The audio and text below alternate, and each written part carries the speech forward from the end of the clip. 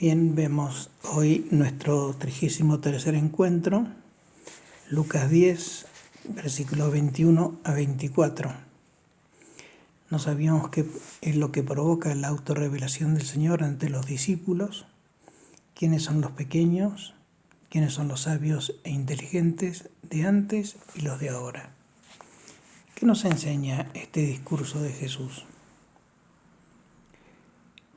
Comienza Lucas diciendo, en aquel momento.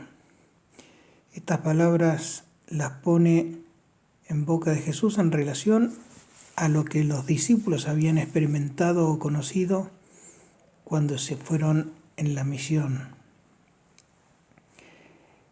La expresión llenarse de gozo en el Espíritu Santo alude a la acción del Espíritu Divino sobre el alma humana de Jesús. Pero la referencia no es al alma humana de Jesús, sino a la acción del Espíritu sobre ella. Así lo entiende la tradición católica. El alma humana de Cristo era movida por el Espíritu Santo, por lo que en él se dieron los dones en un grado superior. Has ocultado estas cosas a sabios e inteligentes, se las has revelado a pequeños. Dios ha ocultado y ha revelado. Pero el motivo principal de la alabanza no es haber ocultado, sino haber revelado. En tiempos de Jesús se conocía por sabios y prudentes aquellos doctores de la ley, escribas, fariseos, saduceos, sacerdotes, que se llamaban a sí mismos sabios y prudentes. Los demás eran sujetos menores, que formaban parte de ese pueblo, podríamos decir, maldito, de lo peor de la tierra, porque no conocían las Escrituras, no conocían la ley. Eran ignorantes y por lo tanto ni siquiera se daban cuenta de lo que sucedía en sus vidas. Sin embargo, los sabios e inteligentes también fueron interlocutores de Jesús. Más bien, las reinterpretaron y tergiversaron las enseñanzas al punto de entrever en ellas un poder casi diabólico, no divino. Mientras que los pequeños, en cambio, no los niños, sino los de condición humilde, que se dejan enseñar por Dios, y esta es la gran diferencia entre unos y otros. Esta es la alegría divina, esta es la alegría de Jesús, es decir, ver que la voluntad divina se confunde de esta manera a los sabios de este mundo, es decir, a los que tienen la sabiduría puramente humana y están orgullosos de ella, pero creyéndose dueños de los secretos de la naturaleza de Dios, no han sido capaces de entender el mensaje. Porque se creen sabios de Dios, Dios los deja ignorantes en su cerrazón. San Pablo nos va a decir, Dios caza a los sabios en su astucia. El objeto de júbilo está relacionado con el relato de los discípulos. Jesús ve que el Padre les ha revelado el misterio del poder que tienen y su misión redentora, y que ellos han expresado con el sometimiento de los demonios en nombre de Cristo. Así es que dice Lucas, hasta los demonios se nos sometían en tu nombre. Los discípulos han comprendido que Jesús ha venido a arrojar al príncipe de este mundo, al que tenía sometido al mundo por medio de la esclavitud del pecado, o sea, han entrevisto que es el Redentor y han vislumbrado también el poder que tiene, del todo singular, supraangélico, porque los demonios tiemblan ante solo su nombre, pronunciado por un débil enviado. Se trata, por lo tanto, de una revelación del mesianismo de Jesús. El deseo de ver al Mesías, de estar presente en el momento de la aparición en el mundo y de la liberación de su pueblo, era la aspiración central de todo buen judío. Todos lo desearon. Reyes, profetas, caudillos, sacerdotes, hasta los simples judíos. Pero al hacerse realidad, los grandes, los que tenían las claves bíblicas para darse cuenta de esto, no quisieron verlo o no lo vieron. Más aún, no es que ni siquiera se enteraran, es que tuvieron al Mesías ante sus ojos y la llave para comprender su mesianismo, y por su ser razón le dieron otra interpretación. En cambio, los humildes, los abiertos a la revelación, acogieron con un corazón abierto incluso a la desconcertante revelación divina que hace el mismo Jesús. Jesús añade una frase que aumenta la revelación que hace de sí mismo. Todo me ha sido entregado por mi Padre y nadie conoce quién es el Hijo sino el Padre, y quién es el Padre sino el Hijo, y aquel a quien Hijo se lo quiera revelar.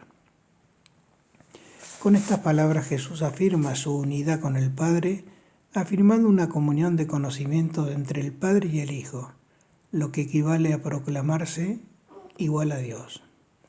Para Jesús, pues, Dios no es solamente el Padre de Israel, el Padre de los hombres, sino mi Padre, mío. Por este pronombre y por el modo del todo particular en que Jesús lo pronuncia, los judíos decidirán más tarde matarlo, porque se llamaba Hijo de Dios. Suyo, en un sentido totalmente literal, aquel a quien solo el Hijo conoce como Padre y por quien solo y recíprocamente es conocido como Hijo. Jesús y Dios se conocen recíprocamente. El Padre conoce quién es el Hijo quién es el Padre. La vida consciente del Hijo está marcada por la comunión con el Padre, como la vida del Padre lo está por la comunión con su Hijo. Dado que nadie conoce quién es el Hijo sino el Padre y nadie conoce quién es el Padre sino el Hijo, la comunión entre ambos es única y exclusiva. Es una comunión singular en la que nadie puede tener participación fuera del Padre y del Hijo. También esta se da entre Jesús y Dios de una forma que no se repite entre otro hombre y Dios. El Padre conoce al Hijo, el Hijo conoce al Padre, porque todo lo que Cristo llama suyo es también del Padre, y lo que es del Padre es también suyo. Nos dice Juan: todo lo mío es tuyo, todo lo tuyo es mío, y así soy yo glorificado. Jesús y el Padre son uno. La capacidad de la criatura no puede comprender el modo de la substancia divina que supera toda inteligencia, ni su hermosura, que está sobre toda concepción. Pero la naturaleza divina conoce en sí misma lo que es. Así el Padre, por lo que es, conoce al Hijo, y el Hijo, por lo que es, conoce al Padre, sin que intervenga diferencia alguna en cuanto a la naturaleza de la divinidad. Nosotros creemos que es Dios, mas lo que es en su naturaleza es incomprensible para el hombre.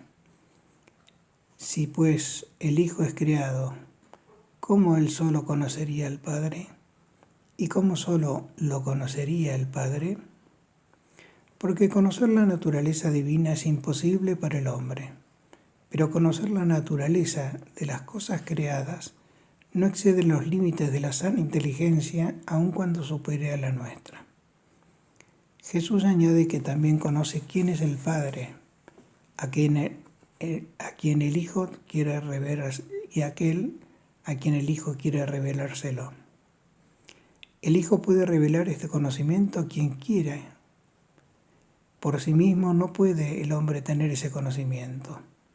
Cuando Jesús revela a una persona que Dios es el Padre de Jesús y lo hace en forma singular y en la más íntima comunión, entonces también le da participación en la comunión en lo que él mismo vive con el Padre. Le da participación en la vida eterna.